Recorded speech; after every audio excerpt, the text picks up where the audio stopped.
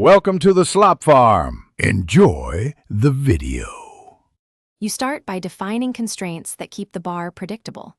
Create a frame sized for your target screen, then add a 12-column layout grid with 24 px gutters so spacing stays consistent.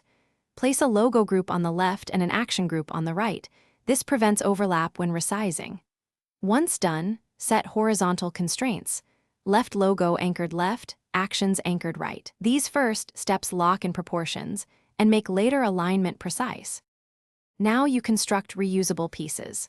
Turn the logo, link items, and CTA into components with variants for desktop and mobile states so you can update once and propagate changes.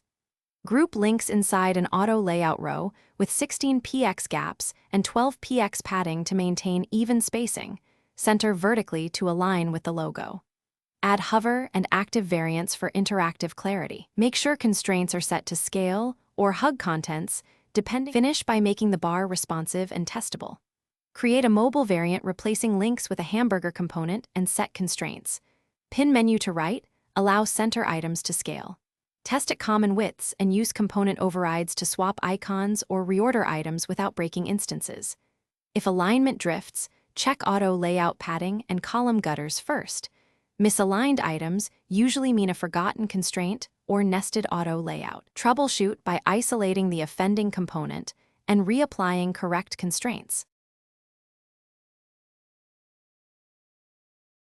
Thanks for watching. Consider subscribing if we helped you today.